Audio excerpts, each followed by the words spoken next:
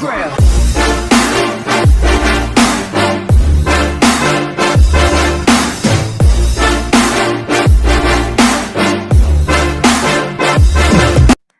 Good morning, students. Today we are going to start our new chapter, that is constitutional design. Earlier in 8th standard also we came to know about constitution. Now we'll know how we are framing it, why we are framing it, and why it is needed to frame it. Okay so ये chapter हमारा class 9th का civics का second chapter, वैसे तो ये third chapter है but first chapter is omitted, so this is third chapter and that is constitutional design. अब constitutional design में हम सबसे पहले जो है जानेंगे कि इसकी ज़रूरत हमें क्यों पड़ी. ओके और इसमें काफ़ी कुछ आएगा जिसको हमको जानना ज़रूरी है, काफ़ी एग्जाम्पल्स को हम देखेंगे. सो सबसे बड़ा क्वेश्चन है कि why do we need a constitution, हमें कॉन्स्टिट्यूशन की ज़रूरत ही क्यों है. इज़ इट रियली इम्पॉर्टेंट, क्या ये हमारे कंट्री के लिए इम्पॉर्टेंट है. इफ़ यस तो how and why. That is a big question. To know these all things, we must cover this portion. कि हमें क्यों ज़रूरत है, why do we need constitution. Okay, so the next that is what does constitution do. हमें ज़रूरत है, if we are saying yes, तो क्या है ये constitution करता क्या है. तो it generates trust and coordination between different kinds of people to live together. अगर अपने कंट्री की ही हम एग्ज़ाम्पल ले बात करें तो हमारे कंट्री में क्या है, डिफरेंट कास्ट के पीपल हैं, डिफरेंट रिलीजन के पीपल हैं, डिफरेंट लैंग्वेज बोलने वाले पीपल हैं. जियोग्राफिकली अगर देखें तो सब डिफरेंट एरिया में बिलोंग करते हैं. कहीं पे जो है सो लेह लद्दाख जैसी ठंड है तो कहीं थार डेजर्ट भी है. सो डिफरेंशिएशन जो डिफरेंट पार्ट है उसमें जो वेरिएशन है, इसको कैसे हम जो है एक कॉन्स्टिट्यूशन के थ्रू गवर्नमेंट को कैसे हम परमिट करते हैं, कुछ ऐसा पाथ देते हैं कि वो स्मूथली रन करा सके अपने कंट्री को, डिफरेंट स्टेट्स को एक साथ लेकर के. और पीपल ओरिएंटेड ये होना चाहिए, पीपल को इजी पड़े, उसके लिए ये एक जो है सो आप कह सकते हो कि सबसे बड़ा राइट होता है, बिना इसके वो कुछ नहीं कर सकते. ओके तो गवर्नमेंट को रन करने के लिए और गवर्नमेंट को समझने के लिए या गवर्नमेंट पीपल को कैसे समझे, इस सब चीज़ का रूल रेगुलेशंस और लॉ जो है वो कहाँ लिखा होता है, कॉन्स्टिट्यूशन में. इसलिए हमें ये जानना ज़रूरी है और ये बहुत ही वाइटल रोल प्ले करता है हमारे कंट्री में, किसी भी कंट्री में गवर्नमेंट को रन करने में. So it tell us how the government will be form, who will have power to take which decision. Okay, suppose your teacher is teaching SS, some other teacher is teaching English. So क्या करते हैं वो एक दूसरे के subject में interfere करने जाते हैं, नहीं जाते ना. क्यों, क्योंकि उनको अलॉट किया गया है जो सब्जेक्ट, वो उसी सब्जेक्ट को पढ़ाते हैं. सेम देयर कि वहाँ पे जो गवर्नमेंट है, अब होम मिनिस्टर है उनका कुछ अलग काम है, फाइनेंस मिनिस्टर है उनका अलग काम है, रेलवे मिनिस्ट्री का अलग काम होता है. तो सबका जो एक क्राइटेरिया फिक्स किया गया, एक लिमिट फिक्स किया गया है. सो गवर्नमेंट कैसे वर्क करेगा ये सारा कुछ है, ये कॉन्स्टिट्यूशन ही हमें बताता है कि गवर्नमेंट कैसे फॉर्म होगा.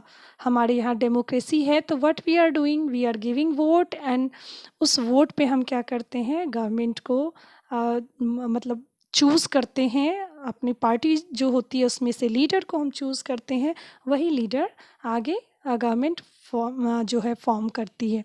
ओके सो ये डिसीजन देने का भी कौन दे रहा है पावर, तो कॉन्स्टिट्यूशन दे रहा है हमें भी और गवर्नमेंट को भी, हाउ टू रन, ये दोनों चीज़.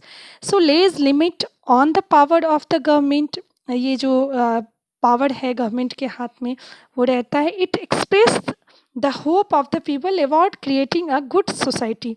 इतना ही नहीं, ये सोसाइटी को, पीपल को ये पावर दे रहा है कि कैसे हम एक अच्छा सा सोसाइटी क्रिएट कर सकते हैं. बिफोर इंडिपेंडेंस हम यदि देखें तो कॉन्स्टिट्यूशन क्या था, वो ओरिएंटेड हमारे सिटीज़न के ओरिएंटेड था, नहीं गवर्नमेंट ओरिएंटेड था. और उसमें जो लॉ एंड ऑर्डर था, जो रूल रेगुलेशंस बनाए गए थे वो कैसे बने थे, उसमें ब्रिटिश ओरिएंटेड ही सब कुछ था। वहाँ पे हमें जो है सो कुछ राइट हमारे सिटीजन को नहीं मिल रहा था। लेकिन after that revolt when we got that independence, तो हमने जो कॉन्स्टिट्यूशन बनाया उसमें हमने कहीं भी ये गुंजाइश नहीं रहने दी कि हमें ये मौका दोबारा ऐसा जो हो कि कोई हम पर रूल करे। नहीं, तो हर तरफ से हमने क्या ऐसा कॉन्स्टिट्यूशन लंबे समय लेते हुए हमने ऐसा कॉन्स्टिट्यूशन फ्रेम किया जिस पे आज भी हमें गर्व होता है। तो ये एक्सप्रेस करता है कि होप ऑफ द पीपल, वो एक उम्मीद जगाता है पीपल में कि वो कैसे क्रिएट करे अच्छी सोसाइटी को। Okay, so coming to the next question, that is कि क्या सिर्फ एक डेमोक्रेटिक कंट्री में कॉन्स्टिट्यूशन की ज़रूरत होती है?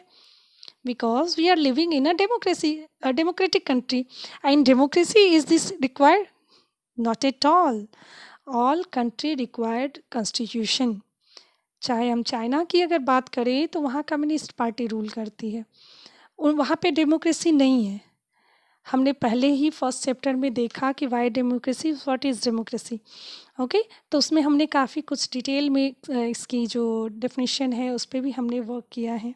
सो यहाँ पे जितने भी कंट्री हैं दैट हैव कॉन्स्टिट्यूशन, सिर्फ डेमोक्रेसी में ज़रूरत, ऐसा नहीं है कि सिर्फ डेमोक्रेसी में होगा।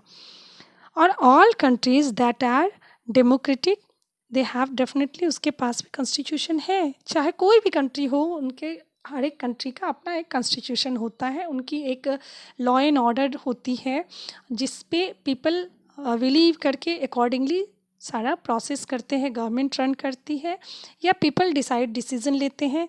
कहीं पे वोटिंग राइट्स थी, लेडीज़ को भी हम देखते हैं कि कहीं पे वोटिंग राइट बहुत लेट से मिला, कहीं बहुत जल्दी मिला।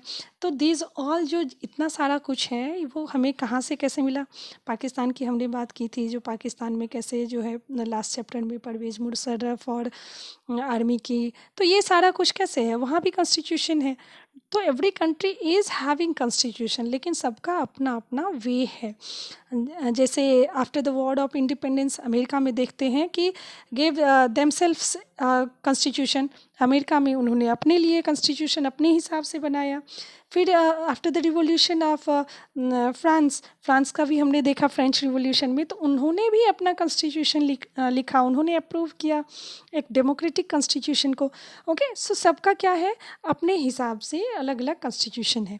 Now question is constitution, constitution इतने बार आ गया, ma'am what is constitution? Yes dear, we are coming to the same point. भले ही हमने पहले भी पढ़ा है लेकिन फिर भी अभी हमें एक बार उसे रिपीट करना है। ओके, सो कॉन्स्टिट्यूशन क्या है, हमने देखा कि वो क्या है कि एक लॉ एंड ऑर्डर की बुक है जो हम गवर्नमेंट को रन करने के लिए, स्मूथली रन करने के लिए हम बनाते हैं। But then to, Constitution is a set of rules that guides how a country, state or other political organization works. कैसे कोई भी कॉन्स्टिट्यूशन क्या बनाता है, एक रूल रेगुलेशंस बनाता है, गाइड करता है, वर्किंग एज अ गाइड, कि कैसे कोई भी कंट्री, स्टेट या पॉलिटिकल ऑर्गेनाइजेशन है वो किस हिसाब से वर्क कर सकता है। Constitution may tell what the branches of the government are, what powers they have, and how they work. It may also state the right of citizens. Citizen को क्या freedom of speech, freedom of जो हमारा opinion है हम रख सकते हैं, हम अपनी पार्टी क्रिएट कर सकते हैं, वोटिंग राइट्स है। तो दीज ऑल जो हमें फंडामेंटल राइट्स मिली है, ये सब हमें कौन दिया है? तो ये कॉन्स्टिट्यूशन ही हमें दिया है। ओके, सो यहाँ पे हम देख सकते हैं कि कॉन्स्टिट्यूशन क्या है। कॉन्स्टिट्यूशन जो है सो दोनों तरह से वर्क करता है। ये कॉन्स्टिट्यूशन डिटरमाइन करता है right of the citizen, okay, peoples को कैसे राइट मिलना चाहिए। At the same time as well power of the duty of the government, कहीं ऐसा ना हो कि पीपल ही ज़्यादा हो और गवर्नमेंट वर्क करना चाहे तो उसको डिस्टर्ब करिए। नो, उनको भी कुछ पावर और उनकी ड्यूटी दी जाती है। सो दिस कॉन्स्टिट्यूशन वर्क कर रहा है दोनों तरफ से। ओके, सो नाउ सबसे पहले हमारे बुक में जो दिया हुआ है वो साउथ अफ्रीका के बारे में लिखा हुआ है कि साउथ अफ्रीका में जो है किस तरह से democratic constitution in south Africa and need of a constitution. South Africa के बारे में हम क्यों जानेंगे, ये भी जानना ज़रूरी है। साउथ अफ्रीका के बारे में हम इसलिए भी जानेंगे क्योंकि वो एक जो है हमारे लिए एग्ज़ाम्पल जो है सो बने, हम पूरे वर्ल्ड के लिए एक एग्ज़ाम्पल बने। और साउथ अफ्रीका से तो हमारा कनेक्शन गांधी जी के टाइम से ही है। उन्होंने भी अपनी जो है सो शुरुआत जो है रेसिज्म के अगेंस्ट कहाँ से की, साउथ अफ्रीका से की, जहाँ पे उनको चलती ट्रेन से धक्का मार कर के नीचे फेंक दिया गया था। क्यों? क्योंकि वो वाइट जो बॉगी कंपार्टमेंट था जहाँ वाइट पीपल बैठते थे, वो उन्होंने वहाँ की टिकट लेकर के वहाँ वो बैठ के ट्रेवल कर रहे थे। Okay, so he felt something like कि नहीं, मुझे इन पीपल्स के लिए कुछ वर्क करना है, और उन्होंने वर्क किया। Okay, so South African constitution के बारे में देखेंगे कि how they made constitution and in what circumstances, what were the circumstances, कि क्या उनके लिए इतना आसान था, ये सारा कुछ हम इसमें देखेंगे। So we are taking the example as per the textbook example of South Africa. Okay, so जानते हैं हम कि ट्रेडिंग कंपनीज जो है वो 16th 17th और 18th सेंचुरी में जो है ट्रेडिंग के लिए वर्ल्ड के डिफरेंट पार्ट में मूव की। हमारे यहाँ भी हम देखते हैं कि ब्रिटिशर्स आए और हमारी कंट्री जो थी वो क्या थी, कॉलोनी थी, किसकी, तो ब्रिटेन की, ब्रिटिश की। तो सेम एज अफ्रीका को भी जो है साउथ अफ्रीका, उसमें भी 17th एंड 18th सेंचुरी में यूरोपियन कंट्रीज़ जो है वो क्या करती है, कंट्रोल वहाँ से मूव करती है और साउथ अफ्रीका जाती है। धीरे धीरे slowly what they have done, they controlled over the arms and the force of Africa. Okay, so यहाँ पे अब क्या हो गया, ये इसकी कॉलोनी हो गई और यहाँ साउथ अफ्रीका पे कंट्रोल किसका हो गया, यूरोपियन पीपल का, वहाँ पे ब्रिटिश का कंट्रोल था। ओके, सो धीरे धीरे उन्होंने अब अपने आप को सुप्रीम दिखाने के लिए उन्होंने एक एपार्थाइड सिस्टम चालू किया और उसको गवर्नमेंट जो है, गवर्नमेंट अप्रूव करती थी। ओके, ये सिस्टम जो था ये रेशियल डिस्क्रिमिनेशन था और उसको प्रमोट किया जाता था किसके द्वारा, तो this racial discrimination was promoted by government on the basis of skin, जो कलर होता है उसके बेस पर, and that divided the people in the different group, that was 3 black, coloured and the white people. Okay, so white people कौन थे, Britishers थे। Black people कौन थे, वहाँ के जो नेटिव पीपल थे। और कलर्ड पीपल कौन थे, बाहर से जो आए हुए थे, लाइक इंडिया के भी पीपल थे, वो आउटसाइडर थे, not native people of South Africa, but उनको किस कलर्ड ग्रुप में रखा गया था, बट कलर्ड और ब्लैक में ही काउंट किया जाता था। ओके, सो अब क्वेश्चन इज, ये एपार्थाइड सिस्टम हमने देखा कि ये क्या है, रेशियल बेस पे है। रेशियल यानी स्किन कलर, वाइट और ब्लैक के बेस पे। सो apartheid refers to the official policy discrimination, ill treatment of black followed by the government of South Africa। हमने पहले ही डिस्कस किया कि ये सिस्टम क्या था, ऑफिशियल जो है सो डिस्क्रिमिनेशन हो रहा था, इल ट्रीटमेंट हो रही थी, अच्छा व्यवहार नहीं हो रहा था ब्लैक पीपल्स को जो फॉलो कर रहे थे गवर्नमेंट को साउथ अफ्रीका में। Okay, so it divided the people on the basis of their skin color. You can see these many population was black people, और फिर भी उनके साथ क्या हो रहा था, डिस्क्रिमिनेशन हो रहा था उनके ही कंट्री में। जैसे हमारे यहाँ इंडिया में भी ब्रिटिश थे, फिर भी उनको क्या हो रहा था, उनके साथ में डिस्क्रिमिनेशन हो रहा था, हम पर रूल कर रहे थे कौन, ब्रिटिश पीपल। सो हमने देखा कि यहाँ पे 3 ग्रुप था। एक तो था वाइट जो ब्रिटिशर्स थे, दूसरे थे ब्लैक, और तीसरे कौन थे, जो कलर्ड पीपल, यानी जो बाहर से आउटसाइडर आए हुए थे, उसमें से ही इंडियन पीपल भी आते थे। यानी ब्रिटिशर्स ने इनको 3 पार्ट में डिवाइड कर दिया था, black, coloured and white. But at the same time ये जो कलर्ड पीपल भी थे उनको भी ट्रीट किया जाता था लाइक अ black people only. Okay, so next हमें ये भी जानना ज़रूरी है कि एपार्थाइड सिस्टम में आखिर क्या-क्या, कहाँ-कहाँ जो है डिफ़रेंस होता था, डिस्क्रिमिनेशन होता था, सेग्रीगेशन था, तो किस टाइप का था? तो यहाँ पे एपार्थाइड सिस्टम में देखेंगे कि it was too harsh that it led to segregation. How it was segregating, segregation यानी अलग-थलग करके रख देना। So how it was segregating, so non whites did not had the right to vote. जो white people थे वही से vote कर सकते थे, तो ऑटोमेटिकली क्या होगी, गवर्नमेंट उनकी ही बनेगी। भले ही पॉपुलेशन ब्लैक की ज़्यादा है, देन टू उनको वोटिंग राइट्स ही नहीं है, तो अब क्या होगा, किसकी गवर्नमेंट बनेगी? डेफिनेटली वो गवर्नमेंट बनेगी वाइट की। सेकंड, और ये जानते थे ब्रिटिशर्स अगर इनको वोटिंग राइट दे देंगे तो हम कंटिन्यू नहीं कर पाएंगे इन पे rule. So they were not allowed from living in white areas. उनको वाइट एरिया जहाँ वाइट पीपल लोग रहते थे वहाँ अलाउ नहीं था। वो वर्क नहीं कर सकते थे वाइट एरिया में, ओनली जो है उनको हाउस होल्ड वर्क और ये सब में, लेकिन वो उनके साथ में काम नहीं कर सकते थे। बस होता है, हॉस्पिटल होता है, एजुकेशन सिस्टम है, हर जगह सेग्रीगेट किया गया था। Cinema halls, beaches, swimming pools, toilets were all separated for the white and black. सबका अलग अलग था। ये नहीं था आज की डेट में हम क्या जाते हैं, मूवी देखने जाते हैं तो वहाँ पे क्या होता है, पीपल्स जो आराम से एक ही जो टॉयलेट है उसमें, चाहे गोरे हो कि काले हो, सब उसमें ही जा रहे हैं ना। ओके, वहाँ पे ये नहीं था, वहाँ पे वाइट के लिए अलग था और ब्लैक के लिए अलग था। वो उस हिसाब से सेग्रीगेट करते थे, उनको अपने से तुच्छ समझते थे, नीचा समझते थे। उनको डिवैल्यू करने के लिए ये सब जो है सो स्टेप करते थे।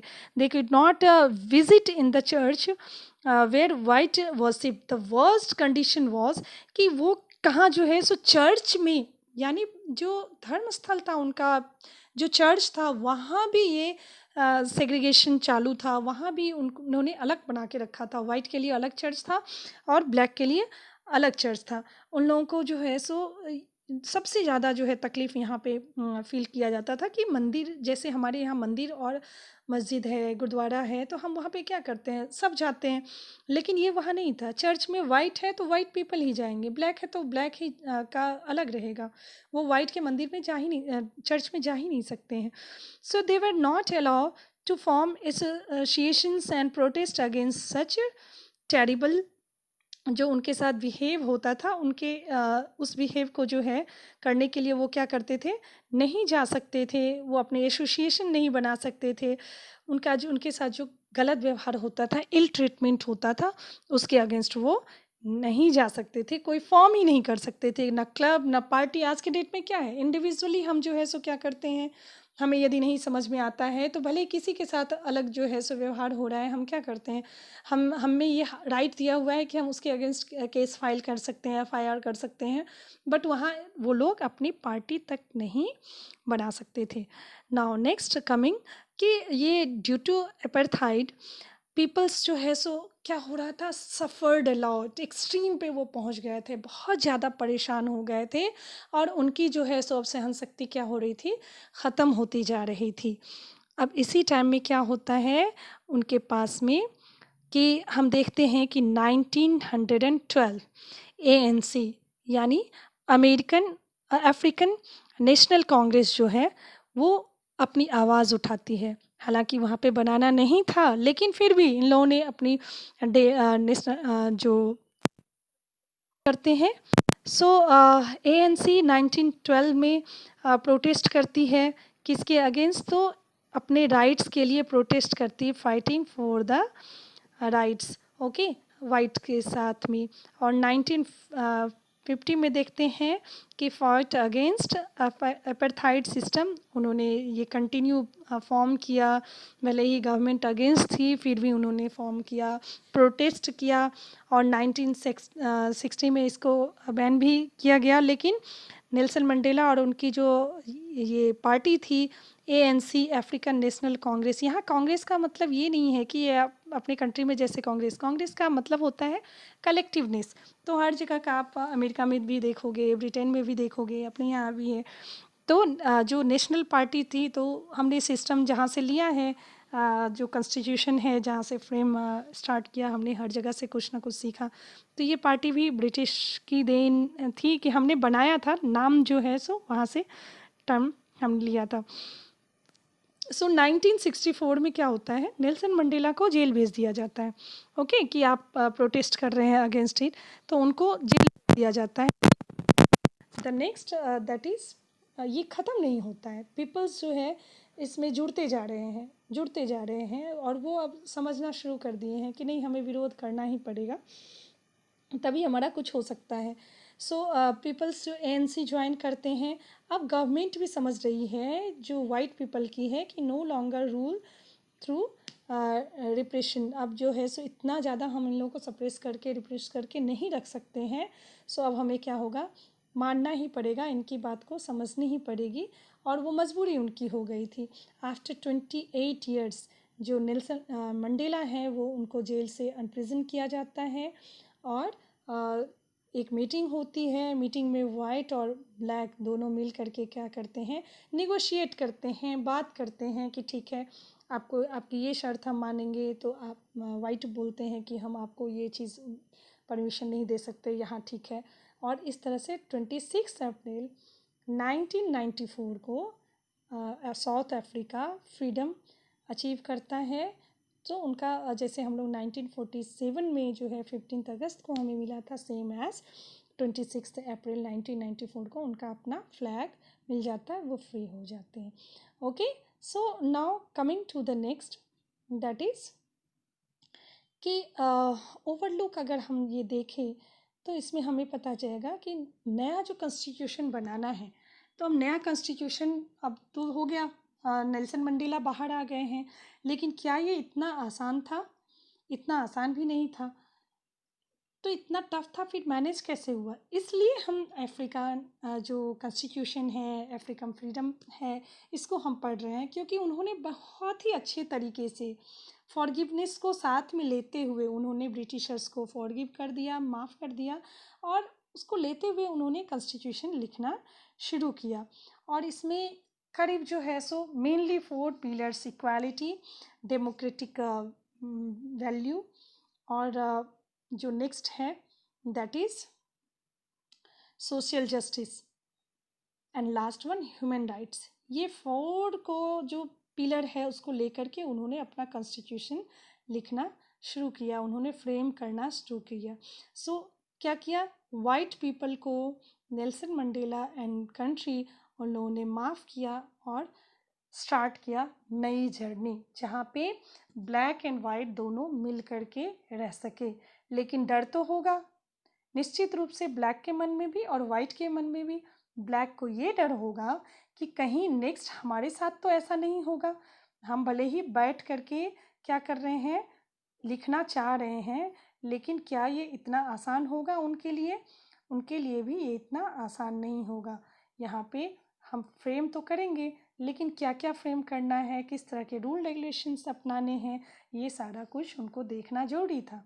वाइट को डर हो रहा था कि इन लोगों के हाथ में, ब्लैक के पीपल में के हाथ में अगर पावर आ जाता है तो वो हमें क्या करेंगे, लेटर ऑन हमें फिर से यहाँ से भगा सकते हैं। सेम एज ब्लैक पीपल सोचते थे कि अगर इनको हम साथ में लेके चल रहे हैं तो कहीं ऐसा ना हो कि ये फिर से हम पे रूल करना शुरू कर दे, क्योंकि उन्होंने इतने सालों तक, हम तो नए हैं, इन्होंने तो इतने सालों तक रूल किया है, हम पर जो है गवर्नमेंट बनी रही है ये, तो कहीं फिर से ना वो अपने पावर में आ जाए।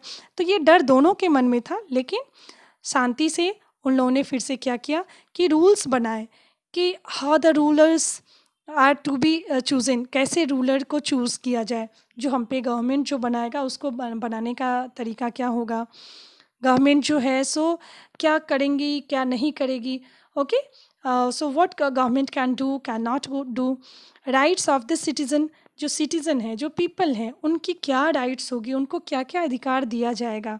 सो these rule will be supreme, no government will be able to ignore these. और जो फंडामेंटल जो हम कॉन्स्टिट्यूशन लिखेंगे उसमें जो राइट्स दिया जाएगा, जो गवर्नमेंट को पावर दिया जाएगा, उसको पीपल मानेगी, और पीपल को जो फंडामेंटल राइट्स दिया जाएगा उसको गवर्नमेंट इग्नोर करके कोई स्टेप नहीं ले सकती। और ये सारा गाइडलाइन किस में लिखा रहेगा, कॉन्स्टिट्यूशन में।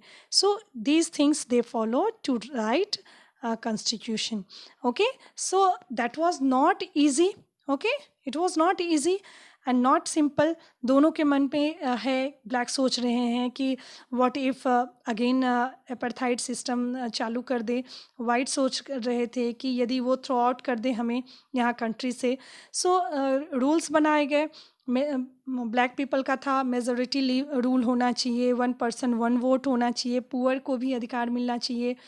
उसमें ही सेम जो है वाइट के साथ में था कि मेजोरिटी रूल जो है सो 100% नहीं होना चाहिए, would not take away the property of white minority, जो उसमें भी माइनर पीपल हैं उसको जो है सो उनकी प्रॉपर्टीज़ को नहीं सीज कर लिया जाए। तो many things where taken in the eyes जब वो लिख रहे थे, तो उन सब पर ध्यान रखते हुए। Okay, so coming to the next, finally जो है सो एग्री होते हैं टू अ कंप्रोमाइज़। दोनों तरफ से इनको ये था कि 100% नहीं, वाइट को था क्या उनकी प्रॉपर्टी रिलेटेड उसको डाउट था, तो सब कुछ को ध्यान में रखते हुए फाइनली वो एग्री होते हैं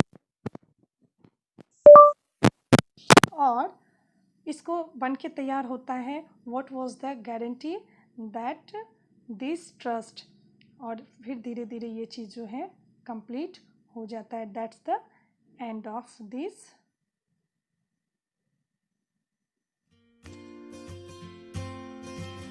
नेक्स्ट टॉपिक में हम देखेंगे इसके आगे का जो कॉन्स्टिट्यूशनल डिज़ाइन का है नेक्स्ट पार्ट। हम नेक्स्ट जो वीडियो है उसमें हम देखेंगे कि किस तरह से making of the Indian constitution and it's guiding values.